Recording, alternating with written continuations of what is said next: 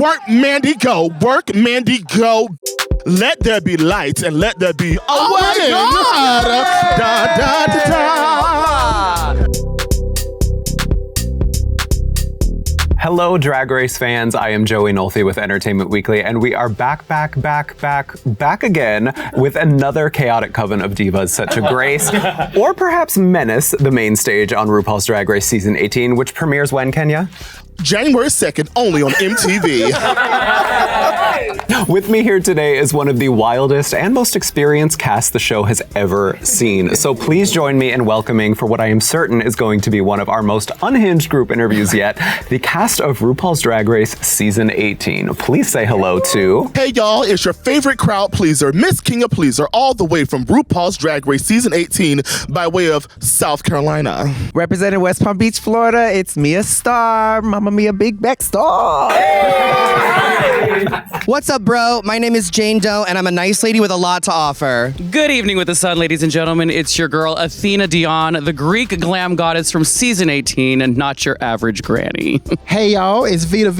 You know you want to eat a good star from Montgomery, Alabama, baby. Let's party. Hi, I'm the drag ingenue, Mikey Meeks, from the city beautiful Orlando, Florida. Hi, ghouls. It's your miss, the shape-shifting superstar of Season 18. Hola, it's me, Didi Fuego from Mexico, and your one New York girl. Hi, y'all. It's Darlene Mitchell, your LA Hoosier. I'm Nini Coco from Dinba. Hi, everyone. It's me, Briar Blush, everyone's favorite unlicensed mortician. Hello. It's your girl, Juicy Love Dion, everyone's favorite princess from Miami, Florida. Ang ganda, ang manga. It is me, Mandy Mango, your sweetest fruit of Philadelphia. What's up, everybody? It's the world's favorite rock star diva from St. Petersburg, Florida, Discord Adams. Well, after that lovely introduction, Mandy, I want to go back to you to kick us off. As a Miss Gay Gettysburg title holder, I would like to give you an opportunity to correct, address, and bring to light an infraction you committed during our one-on-one interviews earlier this year, which are on EW's YouTube right now. You've had approximately 6 months to prepare and study, so can you kick us off by now properly citing the Gettysburg Address?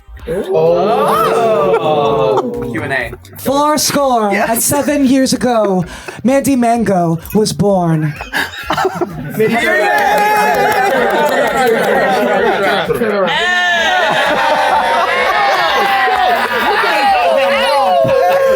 Something tells me, though, that second part did not happen at the original Gettysburg Address. The American textbooks have been whitewashed. I'm here to correct the history. Yes. There you go. She said it. So, on to serious matters, though. One of the first things fans noticed about this season is that Season 18 is essentially the RuPaul's Drag Race genealogical family tree experiment with so many family relations among each other and to past contestants, actually. So starting with, obviously, Athena and Juicy. But Athena, I hear that you are afraid of speaking the G word. I'm not afraid of anything. No. I'm not afraid of the G word. It just doesn't apply. I just don't think we should be using it. I mean, I think titles should be like coincide with like appearance. And I feel like I am one of the youngest looking people on the cast. And I just don't think it's appropriate. What part of you? I don't identify as a gray grandmother. and I'm not. I mean, like, you don't know. Her favorite childhood show was Golden Girls. She's literally an old lady. I'm sorry. I've been a grandma since I was 5. I'm sorry. Yoo-hoo, boy. You know, I blame Morphine for this because she just had a child way too... I thought I'm talking to you. I'm talking to you, Joey. Not America. She had a child way too young, and then she left, and then, you know, it was like a little baby carriage on my doorstep, and now look, we're here together sing for me. No, so yeah, I blame Morphine. Don't have drag children if you can't raise them. She's gonna kill me for saying that, but Morphine. Wait, let me clear the air. Morphine did a good job. She taught me how to mug. Obviously, I didn't get that from Athena. But no, just kidding. We are the mug runs in the family. The mug runs in the family. But Morphine had to grow her own wings as well. So Grandma did a great job raising us all. Right? Yeah. Give her some credit. We're gonna have to Morphine. We're gonna need a response here at some point. No, we really don't. We actually Morphine don't. into the video. I think we should just close the topic now. And move on. The next question was just gonna be, I asked you both individually in our one-on-one interviews, but what was it like entering the competition? And I know you both have such a deep affection for each other, and it was very clear in talking to both of you. So competing against each other, that must have been a difficult thing from day one to do. It's like the question on everybody's mind, and I really don't think we have the perfect answer for it because it's so awkward. Like when I got the call, obviously I was super ecstatic and elated, and then Juicy got the call. So it's like when in a different world, we would be like celebrating the other person. You know what I mean? And then the reality set in and we're like, whoa, this is like happy for you, but also like, what are we doing? What's going to happen? Like, how does this work? You know what I mean? So it's like, we've been playing a different role in each other's lives up until this point. And then all of a sudden it was like a quick shift of gears to kind of like figure out the dynamic moving into a competition setting with all these other girls trying to fight for the same crown. And also how do you be there for the other person while we're in this really high stakes environment? So, it was definitely a learning experience, but, I think, like I said in one of my interviews, that I think it definitely made us stronger and kind of took us to another level. 1,000%. I can attest to that.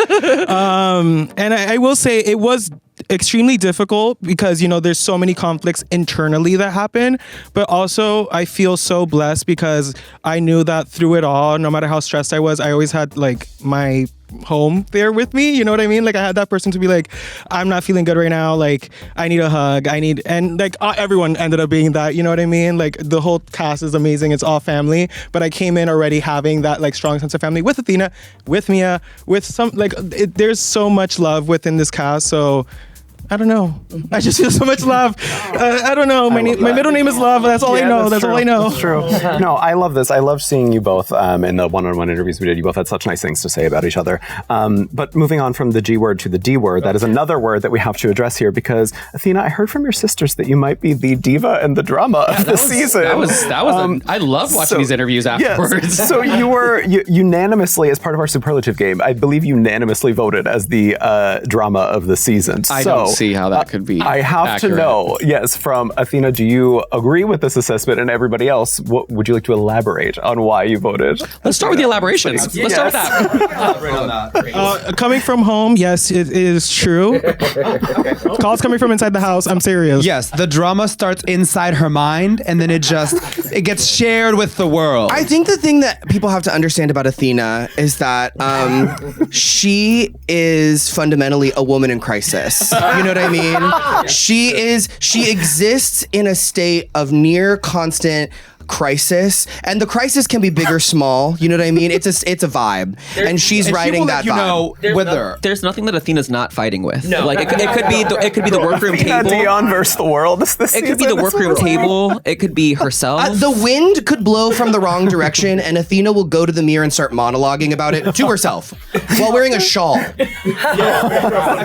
then wipe off her face and start over. Yes. Oh my God. There we have it. This is based on a true story. I'm not. Your response? I don't really have a response for that. I just think things happen and they need a response. They warrant certain responses, and I'm just here to respond really to what's happening in the world. I think that's what people should do. You're somebody who would order like a hot coffee and then ask why it wasn't iced. I don't remember that happening that way, actually. Have you ever demanded water on stage? Well, yes. Sprite, perhaps? And then Sprite.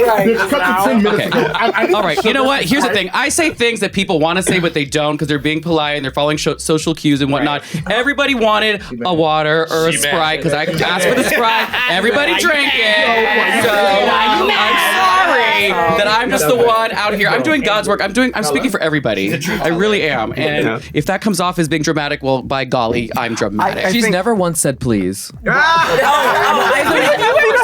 We went out to dinner last night. Please. We went out to dinner last night, and me and Vita had to beg her to say please to the server. Okay, That's not true. We That also is- had to stop her from snapping her fingers. That is so. Can I get some wardrobe help? Wardrobe. That one's real. Wardrobe. Wow. Can we get some It wasn't a question. Sometimes- it was well, wardrobe. So I think essentially this is to say, tune in to Drag Race on MTV to RuPaul's find Drag Race, out only on MTV. one likes to what work we are anymore. going to see how this unfolds. Maybe Untucked gets really good on this note. But maybe not a diva, but Nini. In the superlatives, you were also unanimously voted Shadiest Queen by your sisters. So please, can you explain yourself? I think that's really fierce of them to say that. Yeah, I think I stay quiet a lot, and so when I speak up, sometimes in my brain, I think there's a bunch of other things that have already been said, but I just cut to the punchline, and sometimes it's a deep jab, I think. Jab. More than a deep jab. Left field. Nini. Whoa! Boom. So is this okay? So who has been personally victimized by by Nini Coco on this cast? Not me, Nini. It's all in love. It's all in love. And Nini's king. Nini's just is adding on to the joke. Just sometimes it wasn't, Yeah, sometimes the timing, bit but- has ended, and I just decide to continue it in a way that it didn't need to I continue. think we're all excited to see or anxious to see what Nini says in the interviews. And nothing was out of malice. Nothing was mean-spirited. It was joking. Have y'all ever met a Virgo before? Right. Wake it up. Well, perhaps the quickest answers though when it came when we asked for villain of the season, Briar. In a unanimous vote, you won this title easily. You even voted for yourself actually in these superlatives. And Mia, you said, and I quote, that Briar will make you want to cuss her out, and Nini, you called her sinister. So, what did you do to these girls? I just think I'm from Boston.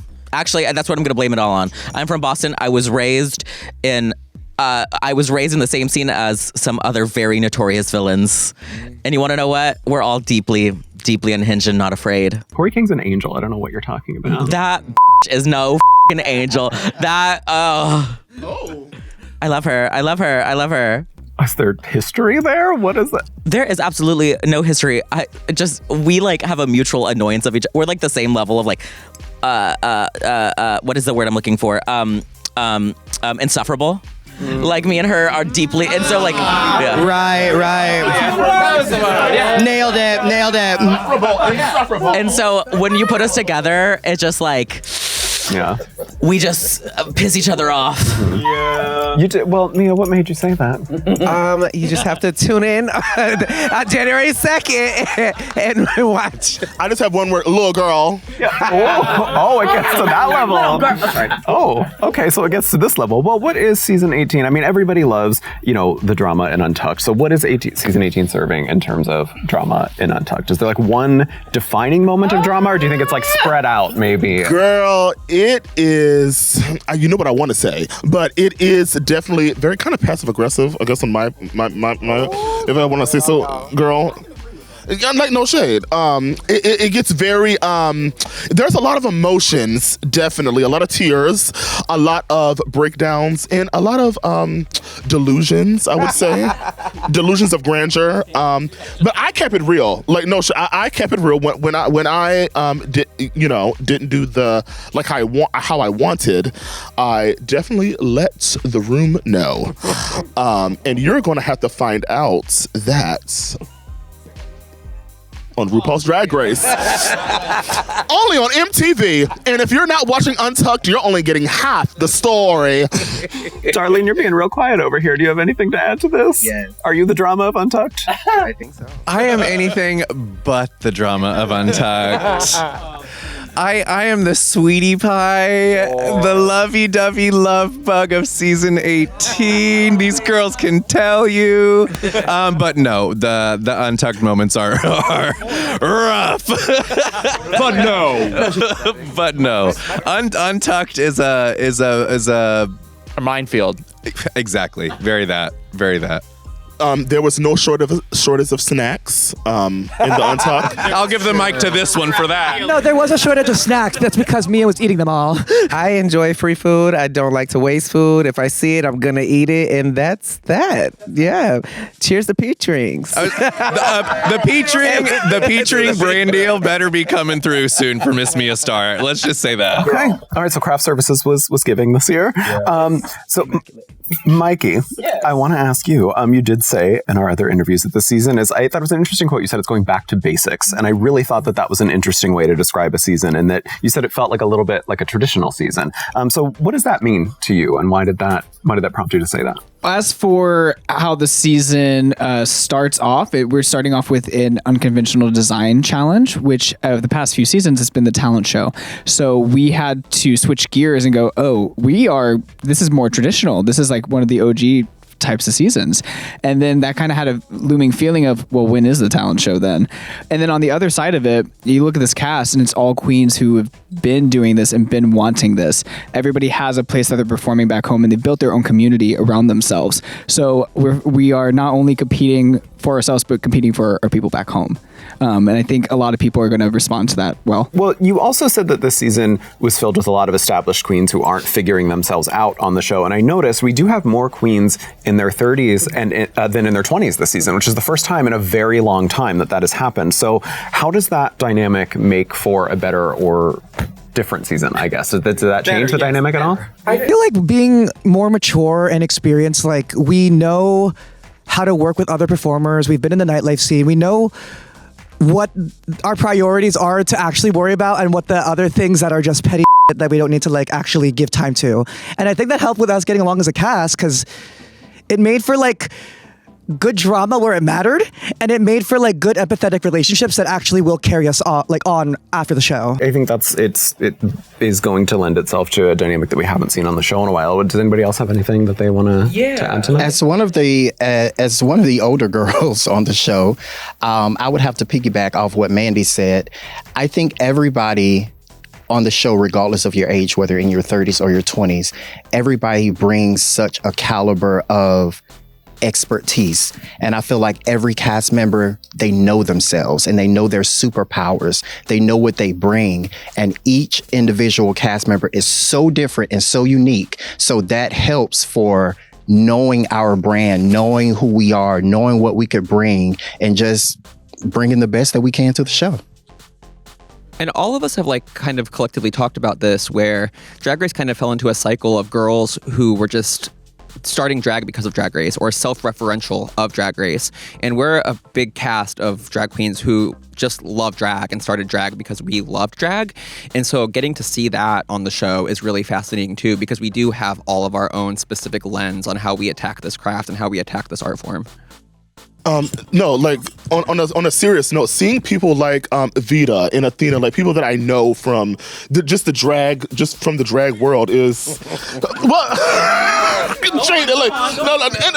no. Seeing people that you know from the nursing home, you know what I'm saying? No, I was trying to have a serious moment, and You're not too far. You're not too far, Jay. Yeah, no. But truly, like Athena has been like an icon in like the drag community. Vita and pageant, like it was so amazing to even be considered in the same room as some of these girls. You know, I have met some of the best drag queens ever in this competition. So it's going to make for a very, very sickening and talented season. Y'all are not ready for what these girls have brought. It's insane. It's a caliber of drag that I don't think Drag Race has seen in a while, truly. And I also will say, walking into the workroom, and I'm sure the other ladies felt this too, but every time somebody came in the workroom, we were like, could somebody be busted?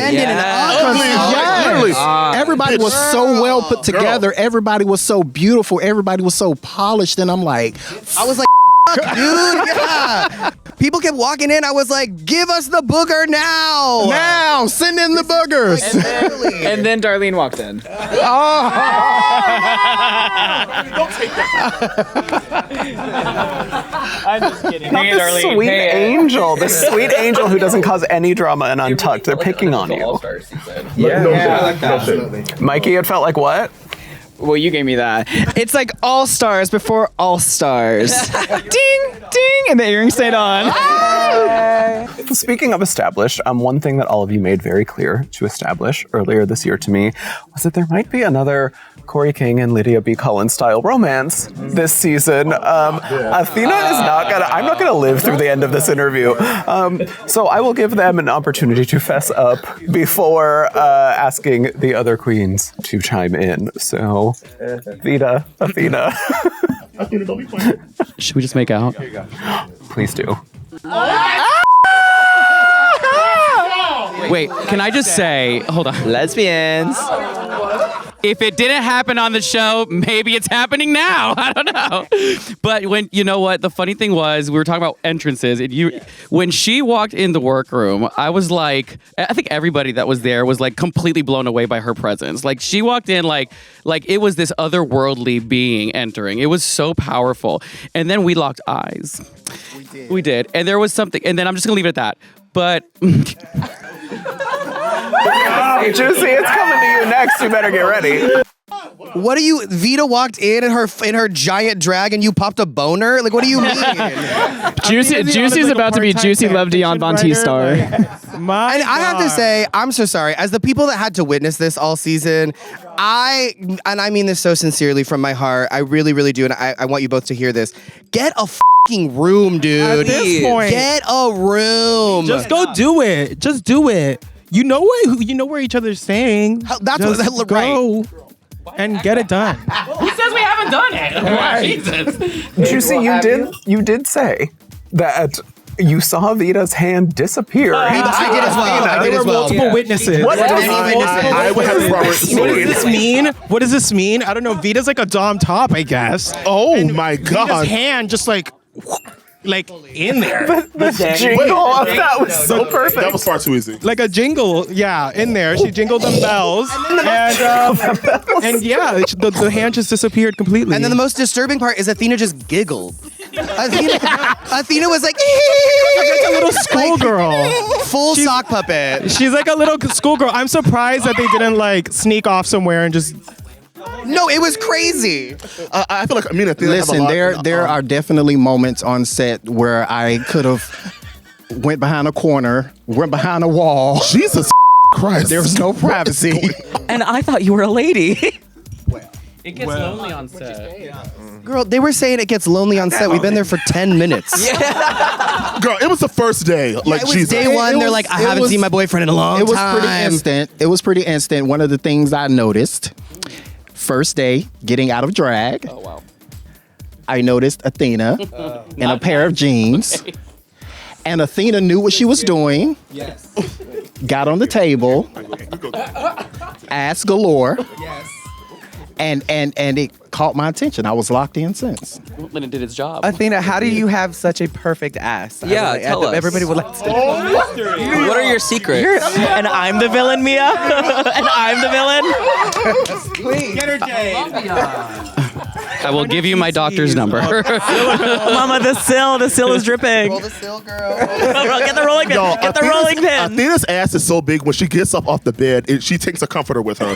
Girl, it's. I'll just say I'm 1 liter Colombian, okay? That's all I'll say. All right. Well, on a different note, Sierra, you told me that there are a lot of things that push the boundary on the runway this season. So can you elaborate on that? What is season 18 serving on the runway this season? I think we mentioned it a little bit before, but in terms of diversity and artistry, this cast is one of the highest that Drag Race has ever seen.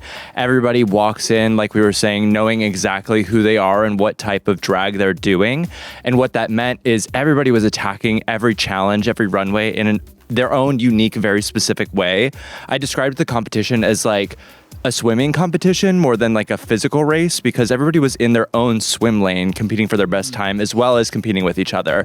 Every single week we'd like look around and be like, who the is going home? Yeah. Like how do we even know? So the way that I hope the fans receive that is there's somebody for everybody. So whoever whatever type of drag you're a fan of, guess what? It's here and it's at the highest caliber. There may be artists here that you're like, that's not really for me. That's okay, because there are 3 other girls that are giving it to you. Girl, can you hold it in? And I also will say this. I don't know if I can speak for the other ladies, but I am speaking for myself.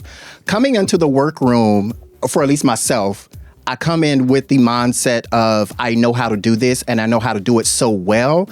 In previous seasons, there may have been, a standout within one specific thing on the show. But coming in, I love to sew and I love to design. That's no secret. But however, there are amazing designers amongst this cast. There are several comedians amongst this cast. There are several dancers amongst the cast. So everybody is so talented in so many different ways. So if you come in and thinking that you're going to shine in one thing, honey, guess again. Guess again. Oh, okay. It seems that when you were speaking, some people seem to think that Darlene embodies all of these things. Honey, I've got them all. I mean, I'm counting on my fingers. Singer, dancer, actor, model, I mean, you see it. The material is there, Joey. Right here. I mean, when they all gesture to you, what are you supposed to say? I was told that this wig today started out as a pixie cut and has gotten bigger. She's got a mind of her own. New York City. Well, is there anything on the runway this season that you think truly will gag people in the sense that it's something we've never really seen before? Okay. You're just gonna have to tune in to RuPaul's Drag Race season 18 on MTV to find out. She's still in your line. There are times on the runway that, let's just say, the runway transforms for the category. And tune in to find that out. Okay. I also will say there's one particular runway. Every single person brought their Girl, just one? So much fun. Every single person brought it. Every single, it was amazing. Well, I cannot wait to see what is coming on the runway. Tune in, Kenya. To RuPaul's Drag Race only on MTV. No, but seriously,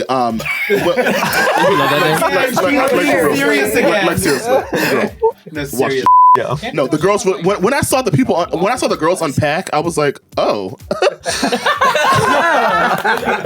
No, but the runways are a testament to each of our perspectives and point of view of drag. And I think when we each saw each other unpack and get into our garments, it was so easy to see each other's interpretation of each category, and we were like, this is beautiful. Yeah, it's a very diverse group. Go ahead, Nini. Yeah, I was gonna say, I think that I think not a single girl can share a closet with another girl, which just goes, not for the girl. I'd like to share with Mia Starr. Yeah. Thank you. You might be swimming in it, girl. You might be swimming. You might have to take it in. It wasn't. Some girls are bigger than others, but that's not what I was getting at. Now, why would Nini look at me like that? Darling, that's what I'm talking about. And that shit you was talking on the couch. Girl. Yeah, that's so messed up. Why would you make a joke about somebody's size that's so up? I did it 10 seconds before, but nobody got mad. I know. I am about to pop my girl. That's so messed up. What would you say that means? Hey, girl walking down the street. Would you like to finish your thoughts? Anyway, back to how big Mia is. Big back Mia. Nobody can wear her clothes, I guess. God damn. But you can't say that. And that's a wrap on Nini Coco. That's a wrap on Nini Coco. Bye, Nini. Bye, Nini Coco stand. Okay. Are there any looks this season that we think will approach the Joella quilt level of absolutely. Yes. Absolutely, yes. There is. Absolutely. There is. Does someone on this side of the room have any comments, perhaps? Oh. I have a comment. There is a look that I have not stopped thinking about. I have not stopped dreaming about. A look so sickening, pejorative, derogatory. It's arguably probably unimaginable to the brain. Yes, human consciousness cannot comprehend. Yeah, cannot comprehend. There is one specific look that I'm thinking of. I think we're all thinking of the look. Yes. Yeah. Please. I'm just saying, you're gonna see it. Yeah. This one? Well, You're gonna see it, and you can't predict it. You cannot imagine it. You and cannot. I think, It's a medical mystery. Well, Dee Dee, you did say that Mandy has a very iconic not good look in our interviews. Dee Dee, you so You'll have to tune in to MTV to find out. No, there would be no backtracking. Okay. Well, I said what I said. I think the people who want to say that there are bad looks are also the people who might be jealous of the girl who looks really good. That's true. That's true. Wake it up. You better wake it up. Show it on. Show it on. Show You it better on. work, Mandy, go. Work, Mandy, go. Go. Mandy, watch out for that table. Watch out. I also think it's really messed up. I think it's really messed up to single Mandy out when Darlene is right there. Add that to the fingers, Darlene. The girls are obsessed. That's the word, obsessed. Yeah, did you bring mall drag to the runway? You'll have to tune out on. Don't deep throat. You'll have to tune out. Come on, Tune out on Untucked. I feel like we have to go to Mikey here. I feel like Mikey's been wanting to say something about this. I think everyone turned looks. They stunted. They look sickening. The infamy will live on. I think we should all forgive even the worst looks. You know, some people make mistakes, and you learn from it. I agree with that. Or some people's designers don't come through. Okay. Let's talk about that. Up right now, but Look it up, girl. I was going to say, are there some horror stories of preparation? Girl, horror. I'm living in the middle of Five Nights at Freddy's, whatever that movie is. Like, it's terrible. Girl, yeah. I just want to say about runways, this is the hardest thing we've all had to do. You had to prepare so many looks, and some are rock star level, and some is what you brought. So, y'all, it's hard. This is a hard show, so don't be kind, okay? Briar, what were you going to say? I just think with the runways, sometimes being memorable is better than being great. That's all I'm gonna say. Yeah, and we'll put a pin in that until the show premieres. In the words of Nini Coco, puss what?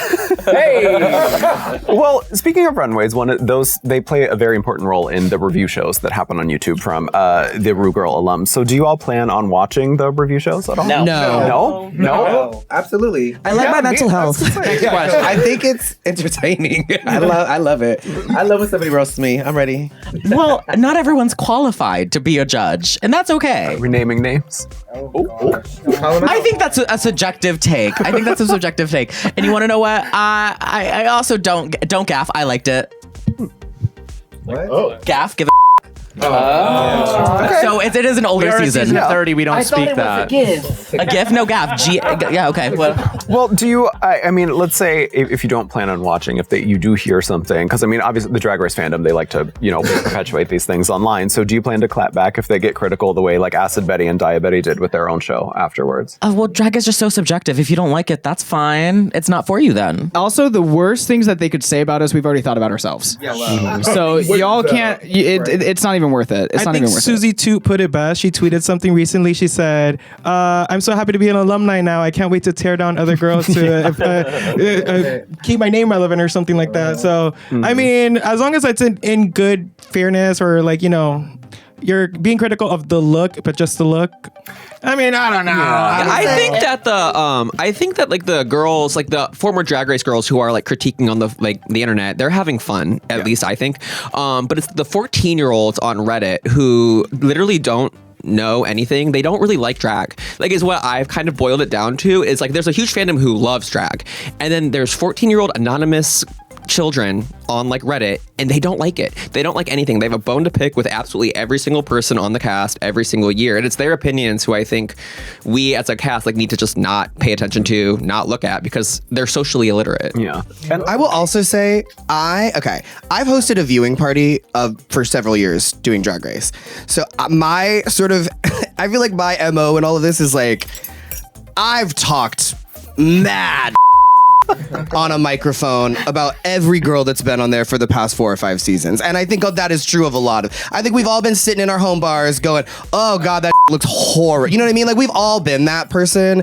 So to my mind, I feel like I can't personally. I'm like, I can't get mad at somebody having an opinion about what I'm wearing or what I do, because that has been me. You know what I mean? And it's just like, I think it's the cosmic cycle of like, we're all just, you get your turn on the merry-go-round, and everybody kind of just like, you know, kicks you in the teeth a few times. Yeah, and then you get to get off, and you know, then we'll kick people in the teeth next year. Yeah, and then also I think going back to being a mature cast, with experience comes a thick skin. Right. Yeah. Right. So you start to not even give a f.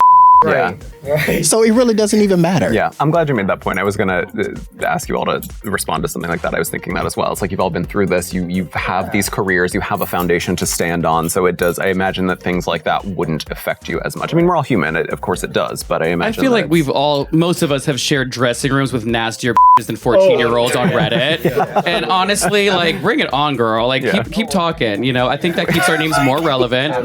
And I don't think many of us will be really worried to be ripped apart that much, because it really was a pretty fierce season, to be honest. And we have roasted each other the entire season. I mean, regardless. So it's my favorite pastime is to roast me a Starr. So there's almost like a MAGA-fication of how they act on Reddit too. It's like they are spreading misinformation about us just as fast as like the right wing is doing with everything else. And I feel like there's something wild, like, in something that needs to be studied about all of that. And we don't need to get into that now, but it's just weird to witness. Well, I mean, I'm glad that you did bring up these strange things that happen online, because you brought up in our interview this disqualification rumor that was, I mean, I had not heard of it at that point when you brought it up, and I'm glad that you clarified it, because it was something that people were asking. But I'm glad to see that that's not true. So let's poll the room, though, who on this season should have been disqualified, and without spoiling, what are the reasons? Crystal. Gotta go. What did she do again, Jane? She had a lip sync to Mambo number 5. Well, right? there's okay, we shouldn't spoil too much, but there's a fierce lip sync to Mambo number 5, and I mean the funeral bells kind of chime for her right when Lou Vega asks for a little more Monica in his life. Like, you will know.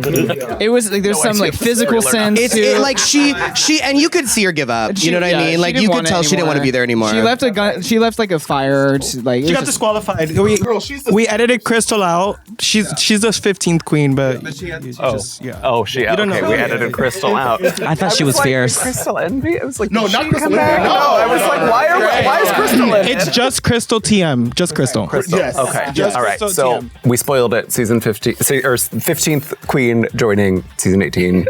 But not really. Crystal. You'll have to tune in to find out. Tune in to find out. Yeah, she couldn't make it today. I think she missed her flight, but she was. She's on the no-fly list, actually. Yes. She's on the no-fly list. She tried to sneak on poppers, and they didn't like. She vaped on the plane way too much. One too many times. One of the most important things during this time is also like the power of family. And on the note of family, we have pulled some questions from past RuGirls for this group. So I want to ask the first one, which is from Jules Sparkles. She, in addition to saying that everyone in Orlando loves you and is so proud, Jules wants to ask Mikey to define Bolicious? I have no idea what this means.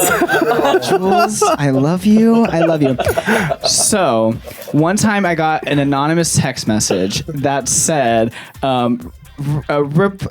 we love Chipotle. Reply with Bolicious for one free burrito or bowl.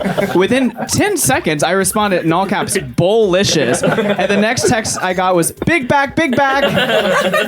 And I put that. I ended up being one of my baby's V, and I screenshotted it and put it online. And so now Jules saw it, and now she's adopted the essence of Bolicious. And so it felt very like. Text, respond with Bolicious for a free burrito. Bolicious! Bolicious! So funny. Did you believe it? You know what? You were doing it for I the was plot. like, just in case it was free. Just in case. I mean, girl, no shit. I would have did it too, girl. Let's have fun. Let's have fun. Yeah. Bolicious. I'm sorry. That is That is really hilarious. Jules, thank you for that question because I'm not going to be able to forget about that. You started like it was gonna be kind of an emotional question. So that was Yeah, tearing up. like what is malicious? Yeah. Okay. So the other question, we're going to have a little cameo from Morgan to run in with my cell phone because we have a voice question submitted by the fabulous Nicole Paige Brooks from Atlanta, Georgia. Okay, so I'm going to play it. Okay. And then we are going to listen and then answer the question. Okay, here we go. Hello, ladies. It's Nicole Paige Brooks from Atlanta, Georgia. My question is, describe the girl sitting next to you in one word. And don't use the word iconic or sickening. Right. Okay, well, thank you, Nicole Paige Brooks. To our left or right? You pick. Let's just do lightning round. Shout them out. Shout them out. Okay. Mia, big. Big.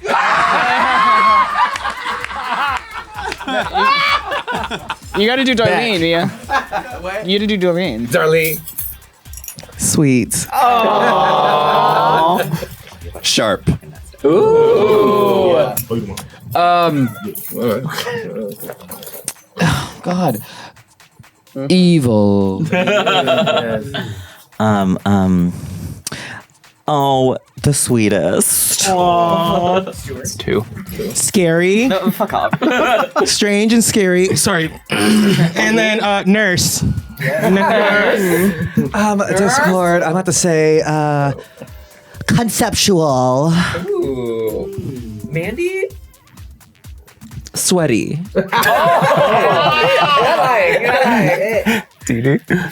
I would say Sierra, businesswoman. Words. Yeah, words. I said it really quick, so it's one. It is one word. Detective, starlet. Aww. Power. Four. Sorry. I'm very picky. Wife. Save it. Daddy. Can I do Jane? Yeah. It has to be 2 words, though. I'm sorry. It has to go together. It has to be so funny. So funny, so smart, so funny. So smart. So smart, so funny. Athena. Stop. Mia. Nipples. Yeah. I love it. We did it. No, wait, is there a proposal coming? You don't have to do me. No, I was gonna say Fun. because you said wife. So is there? Is this it? Tune in. Tune in. Tune into RuPaul's Drag Race. I'm sorry, I missed the cue. I got you though. All right. So our last one, we have a video. Hold on. Oh. There's a proposal. Oh wait, there is a proposal. Wait a minute.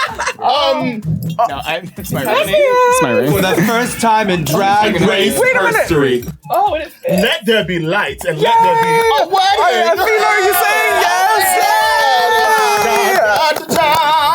Juiciest has been weekends and days now. This is Entertainment Weekly interviews are legally binding, so you are now engaged. Yes, you are now engaged. Love finally won. More drag queens in my house. Well, Yay, more Dion. I am so honored that we got to witness this moment here, and I'm even more honored to introduce our next question. It is a video question from Ms. Sapphira Cristál. So if you will watch the monitor, she will ask you a question. Hey y'all, Sapphira Cristál here for RuPaul's Drag Race Season 16. And my question is, what truth about yourself did Drag Race force you to finally accept? Oh my God. Oh, deep. Oh, Mikey, raise your hand. Go ahead. Yeah. Drag Race is very testing, and I learned to get through it was to be able to feel the energy that others gave me. So the things that people said about me, I had to believe it, and I had to use that to get through every challenge. For me, I think coming out into the competition, I had been on a life journey of trying to figure out my gender identity. And I think being in Philly drag is so trans, so queer. and having that support, but finally going off on your own in such a pressure cooker situation and having to kind of process all of that, I'm finally like openly identifying as non-binary and gender fluid. So I'm really, really happy to kind of be at this point to like confidently say out loud something about myself. So yeah. Mandy, thank you for sharing that. Thank you. I really think for myself, it would have to be resilience. Coming from being from South Carolina, I grew up in the church, and I really found myself. I kept saying on set, going to film Drag Race was honestly the longest time I was able to be my fully out self. Like truly, like when at home, I couldn't be out. I quit my church job to come film this show. So that's how still deep I was. Even into this year, I was able to really find out who I really was. In this competition, I entered as one person, and I left as someone different. I've been changed for good. Not to be, like truly. It was such a transformational experience to get to go through with these ladies, and it's honestly, Why am I? I don't want to, but it's honestly, I'm just grateful because a lot of people don't get this opportunity from where I'm from. To represent, and it was amazing. It was absolutely amazing. I would do it over again. Truly. We love you, Kenya. Okay, and I would like to say one of the things that Drag Race has forced me to learn about myself or to be aware about myself is my worth. And I'm going to say this really quickly. I don't want to, go down a rabbit hole or anything. But prior to getting here, I was going through a lot, crazy friends, all of that. And in the middle of depression, because that's where I was, I kept asking and kept praying, why? Like, why am I going on this show or on this platform when I'm not all the way mentally where I'm supposed to be? And I think after months of it finally came to me. I think the reason why is because I needed these girls. I never had or experienced sisterhood, true sisterhood. I mean, the joy that these girls give, the compassion, the love is truly something. I don't want to get too deep because I don't want to start any of that. But just know that I love y'all with everything in me, and you are everything to me, and you are what I needed. And I'm so glad to be on this season. I'm so glad to witness everything with you guys and be here with you guys and grow with you guys and get to know y'all because I needed y'all in my life. We love you. So, okay. Enough of that. I wasn't gonna get another tissue. Do we need one? For me, it's that I suffer from maybe like a severe Rachel Berry level of delusion. But I've always been my own number one fan for a long time, and that's kind of what helped get me here. Is because I kind of really live by if you can't love yourself, how the hell are you gonna love somebody else? So, and I believe that if you just say it, then it's true. And I kind of went into this competition of just saying yes, I'm gonna do it. I'm gonna do this thing, and it really helped get me through because I have gone through a lot throughout my career of being misunderstood or not really accepted in certain drag scenes. And so it kind of took to moving to Florida to help get my confidence back. And then it helped getting onto this stage and meeting these girls to help me actually build my confidence past a delusion into really extra believing in myself, because I actually found a sisterhood and I actually found a family here and a group of girls who are incredible and amazing. And we all love each other so much, and it was such an emotional journey for me because in 13, 14 years of doing drag, it was really, really hard to find that. Yeah. One thing I do want to say that one thing I learned, and I hope everyone learned about themselves, is that you're more than capable of doing anything that you put your mind to. My God. And I hope that we all learn that because this competition is difficult. It's super hard, but we all showed up. We all showed out, and you're gonna have to tune in on January 2nd. I think like in a lot of ways, like drag is kind of like all of our armor or like facade in a way. You know, it kind of protects us from what other people have to think about us or what they have to say about us. But during like filming this show, it's like emotions and everything comes so fast. And a lot of times, like, you don't have a choice but to show up just completely kind of like raw and authentic. And a lot of times I feel like, especially for me, I don't know if anybody else relates to it, but that part really was scary. You know, you think that you are in touch with this part of you that, you know, is the real you and the true you, until you're in a moment like that where literally people say pressure cooker, and that is really how it feels. It can be intense at times, but like Vita was saying, the love that this cast has all poured into each other is something that I don't know will ever be replicated or that I will ever feel again. It was really special and incredible. And back to that, like, you know, being afraid to show emotion or being afraid to be vulnerable. I think that is something that kind of almost in a way can go hand in hand with drag, because we're literally painting on this sort of happy face, you know? And I think in the end, accepting your truth and being true to what you are feeling in that moment can only benefit you. And that was like a major takeaway for me from the show and from forming relationships with all of these girls. Yeah, I think I completely relate to that. I mean, one thing I think I realized while being there is people want to love and support you and want to be there for you. And I think many of us probably felt that we didn't want to be vulnerable, especially in a place like that on camera in front of the world. But I think one thing that I was forced to realize while I was there is that you can't keep it in forever. Eventually it will catch up to you, and the people who love you there in the world will want you to be okay and emotionally and all of that. And so I think I really had to learn that I don't have to put on a front of strength if I'm not doing okay, because people have a heart, especially in a competition. People are so human, and you know, there's no experience in our lives quite like this, and so we truly want to support each other. And I think that's really special, because I'm not sure that I felt that before, and I was capable of expressing when I'm not 100.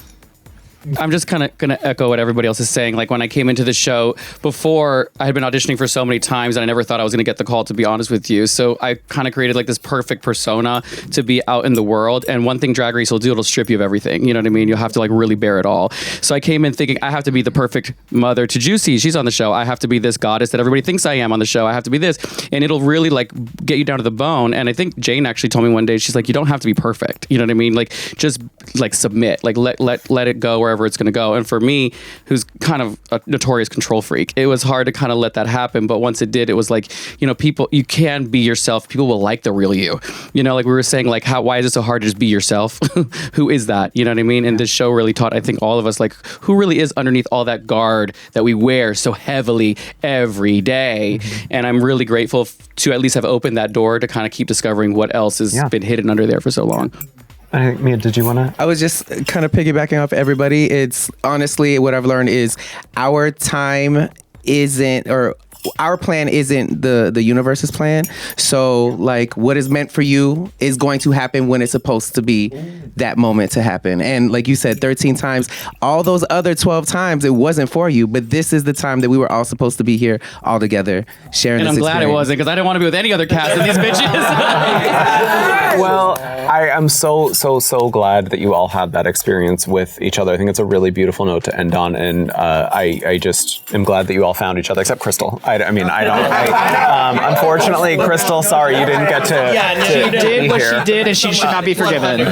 Okay. She knows what the hell She knows what she did. I think that's a lovely note to end on. And of course, you know who I'm going to throw it to say goodbye. Ms. Kenya, please. Well, thank you so much for watching me and the cast of RuPaul's Drag Race Season 18. And remember to tune in on January 2nd on MTV. Yes! Y'all, we did it. We did it. We did it. Delta knew we did it. We do have some. Thank you. Yeah. All right. We're good.